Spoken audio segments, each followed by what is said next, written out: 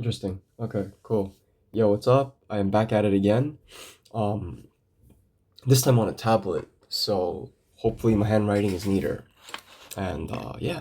All right, so let's continue. So today we are going to continue with session 2, questions 40 to 44. These are the short response questions, okay? And please read the instructions. You are allowed the calculator and the reference sheet in this section as well. And show work when they say show work, okay? This is weird though. So in this section, I don't see the show your work, but back in my days, or back in the days, they had this show your work prompt. But yeah, show work. All right, anyways, a circular dartboard has a circumference of this many inches. What is the radius? So that's what you have to find in inches, okay, of the dartboard. Okay, cool. So this is just testing your knowledge on the circumference formula, okay, or the circumference equation. So C is equal to pi times D, or since we're trying to solve for the radius, I'm going to say C is equal to 2 pi r, okay?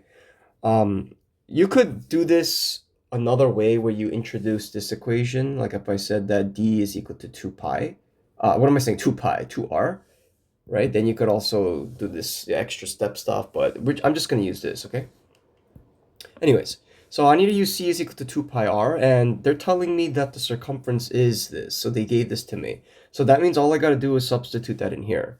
So that means that 17.75 pi is equal to 2 pi r, and the goal is to solve for r. Okay, that's easy enough. Pi is a constant, 2 is a constant, and these are all multiplied, right? So let me just divide both sides by 2 pi. So I do this, 2 pi. Let me stick with red. So 2 pi, and you divide this by 2 pi. Well, the pi's and the 2's cancel out, right? 2 pi over 2 pi is 1. And then the pi's over here cancel out. So that means that what's left is r is equal to 17.75 over 2. And if you get your calculator and you simplify that, where's my calculator? It disappeared. Okay. All right. So all good. So this is going to be 8.875 r. Okay. And you can confirm this too. All right, so that means that the answer, I'm going to put that right here, 8.75. Okay, great. Next, 41. All right, so this question is testing your knowledge on finding like the y-intercept and comparing, okay? So let's just read this. David and Lisa each earn money by mowing lawns. They both charge a one-time maintenance fee. Okay, so a one-time maintenance fee, okay, and an hourly rate. So when they're talking about the hourly rate, this is talking about the slope m. All right, the one-time maintenance fee is talking about the b in y equals mx plus b. Okay, the maintenance fee, you could think of this as the constant or like a flat rate. Okay, the total charges y in dollars for Lisa mowing the lawn for x hours is represented by the equation y is equal to 6x plus 12. So that equation is for Lisa, right? And then, for example, if I'm looking at comparing the y equals mx plus b equation to Lisa's, that means her b is 12, okay? And that is like her flat rate, okay? We're gonna need that. And then they represented David's charges as a table of values, okay? And then it says, what is the difference in dollars between the one-time maintenance fee David charges and the one-time maintenance fee Lisa charges? So this is they're asking you basically your knowledge on, oh, I wanted the highlighter. 1 second. This word. Oh, okay. This is the highlighter. Oops. Difference, okay? And you're measuring that difference in dollars, that's the unit. And now the difference, so that means the answer to a subtraction problem, right? So I'm thinking, what do you have to subtract? Okay, what are the two things you have to subtract? So it says, we continue reading here, and it says between the one-time maintenance fee David charges and is the separator, right? And the one-time maintenance fee Lisa charges. So that means that in this one should represent what? The one-time fee for David, and this one should represent the one-time fee for Lisa. Okay, and we know that Lisa's from before that this is 12, okay? So I'm gonna put 12 here, all right? And then for David's, we have to find this by using the table. So Once again, look back at the previous video. I told you how to find certain things using the tables. But this is a little different in that we have to go backwards in the table. So let's look here. So these are like points, right? X comma y, x comma y. Let me choose the first one. So 0.5 to 1. That means that is a plus half or a 0.5. Okay, so every time I increase by half an hour, that means the charge, the difference is from $17.50 to $2 is $2.50. $2.50, okay? And then the same thing from 1 to 2, whoa, that's an increase in plus 1. So that means that this should be 250 times 2, right?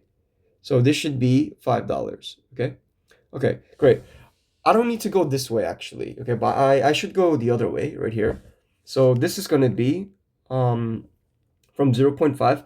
So from 0.5 to 1 was plus half. So that means if I go backwards, right? I want to go backwards to 0.5. Let me subtract the half here. If I subtract the half, 0.5 minus 0.5, that's 0. So that's like a new entry in the table, 0. And then, so for 0 hours, let's see how much the dollar amount changes. So I go back here, and that's going to be, if I added 250, right? If I added 250 every time I added by half here, right? Then that means that if I'm subtracting half, I go backwards, the opposite is minus 250. So that means I take 1750 minus 250, that's just $15. Okay? So this is the important thing here. So it's saying that when David mows 0 hours, so nothing, he's going to charge $15. So that must be the one-time maintenance fee, right? Because he did no work, right? So that means that this is going to be 15. So we do 15 minus 12, and that's the difference in dollars between their maintenance fee. That's going to be 3. Okay, hopefully that's making sense. All right, so just to recap, this is testing your knowledge on linear functions, right? And the constant rate of change, the constant slope. You see here, I'm trying to see how much the change in x is, the time, right, with the change in y, right? And you can go forwards, but also backwards to find out what we wanted, right? So I did extra work here. I don't really need this piece, but just wanted to confirm that this was a constant, right? But what's really important is going backwards to find out what that 0 is. Because when x is 0, you could think about when x is 0 here, that cancels this out and you just get the b alone. And we found out that b is 15. Okay, hopefully that makes sense. Okay, great. Next, 42. Okay, classify square root of 1.44 as being rational or irrational. Explain how you know your answer is correct. All right, so this square root of 1.4, okay, so review, square root of x. Okay, that is something, right? The answer, this thing, is that when you take 2 copies of it, the question mark times itself, you get back the thing inside x. Okay, so to find out what the square root of 1.44 is, you need to find out what times itself gives you 1.44. Okay, if you had a calculator, you could just put this in and you're gonna get that that is 1.2. And we know that 1.2 is rational, right? Because this, there are many ways of saying this, but you could say that, oh, the decimal terminates, okay? But yeah, so yeah, if you don't want to use your calculator, then you could also just like recognize that this looks like 12 times 12. 12 times 12 is equal to 144, right? But then I want 1.44, right? So that means that I would need to put 2 decimals here because if you practice the multiplying with the decimals, 1.2 times 1.2, right? It's like doing 12 times 12, but you start from the end here and then you jump 2 spaces like that, right? So you're gonna get 144, and then the two space jump to the decimal there will give you 1.44. Okay, just multiple tricks I'm showing. Okay, so basically, so now let me just write this up. So we say that square root of 144 is rational because square root of 1.44 is equal to 1.2, and 1.2 is a terminating decimal. Oh, my timer. Okay, another way of saying this is you could, change the 1.2 into a fraction of integers and say that it's a ratio of 2 integers. Okay, but Yeah, I think this is more common for this grade and how they teach it. Okay, great. 43. The equations of two functions are shown below. Function A, y is equal to 3x plus 8, and yeah. Classify, so describe each function as linear or nonlinear. Okay, so this is your testing your knowledge on linear functions. Okay, so the main thing about linear functions is the highest power in the input is 1. So here the input is x, right? So y is equal to 3x plus 8. Is the highest input 1? Well, so let's look at this. Here's the input. What's that power? Well, if there is no power there, there's an invisible 1. So that means that this is linear. Okay? And b is not linear because the highest power in the input is not 1. It's this, okay? Fun fact, this thing is actually a quadratic. Okay? Anyways, so how would I write this up? You would just say that function a is linear because the highest power in the input, it's just basically what I said. The highest power in the input, x, is a 1. And function b is nonlinear because the highest power in the input is 2.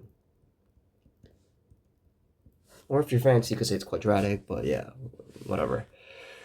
Cool. 44. Okay, this one. I'm surprised that one is 2 points.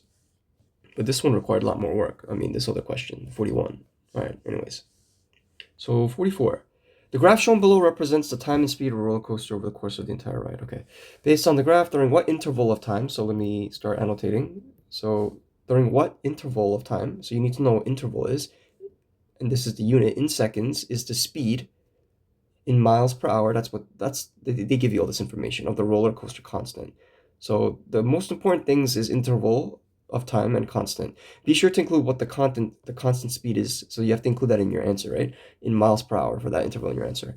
Okay, great. So constant, that means it's a fixed number, okay? It's a fixed value. So let me do this, okay? So an interval, interval of time. So here, look at the axes, right? X is the time because they tell you that, right? So that means that we have to look at here, okay? And now the interval is, you could think about this as from and end, like start and end. Start and end. So start to end, okay? In this time, in this axis, okay? Great. So and you need to know, I said constant. Well, it looks like, so this thing is testing your knowledge also on how to read graphs, okay, or interpret the graphs. So you have to look at the axes, right, and see what are the variables that they're comparing. So here it's comparing the time, right, with the speed. So that means that at every time they give you this roller coaster is going a certain speed. It's going in a certain speed, okay? So now you just got to find out when is the roller coaster during what interval of time. So from starting to end, where was the speed steady, okay? Where was it constant, okay? So when I look at this graph, it looks like the speed is constant in this location right here, right? So that means that the input is 30 to 40, okay? So that means that the interval, so I would write here that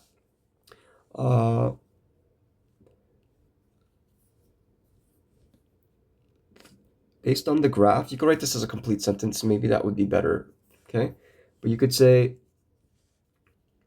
during 30 to 40 seconds,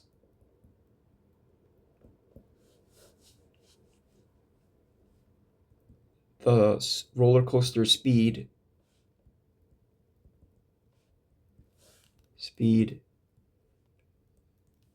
is constant at 30 miles per hour, okay?